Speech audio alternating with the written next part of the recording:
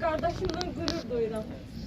Burada səssiz yatsa da, o mənim üçün həmişə sağdır.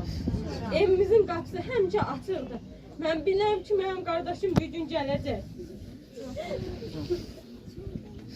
Bilirəm ki, bizim qapımızı döyəcək. Çünki son dəfə mənlə 18 sentyabr 2023 tarixində danışanda o mənə dedi ki, gözdə gələcəm. Yəni burada daş koyulmuş ola bilər, məzar ola bilər, amma mənim qardaşım sağdır. Cismi burada səssiz yatsa da, onun bütün ruhunun səsi bütün göylərdədir, bütün aləmlərdədir. Ömür boyu qardaşımdan qürur duyacağım. İki qardaşım, bir bacısıyam. Bir tərəfim sınıq qalsa da, bir tərəfinə söykənmişəm.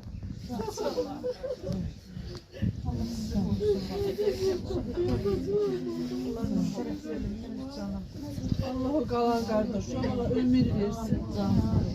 Can sağ olun. Allah bütün şəhidlərimizin ruhunu şad eləsin. Hamısı bizə baş ucalığı gətirib. Heç vaxt başımı aşağı salmaram. Çünki mənim qardaşım 21 il şərəfli həyat yaşayıb. Öz adı ilə tanınıb. Nə atanın, nə ananın, nə bacı qardaşın, nə nəslinin adı ilə tanınmayıb.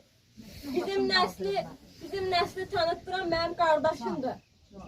Mənim qardaşım 50-60 il yaşamış kişilərin, ad qoymamış kişilərdən fərqli olaraq 21 il kişi kimi yaşayıb ad qoyub mənim qardaşım. Allah qardaşlarına şad eləsin. Allah həmişə rəyinizdə böyük, nətər böyük, özünə hörmət qazanmış, ölür böyük. Amin. Allah həmişə rəyi eləsin. Allah gözəl sağlığı eləsin.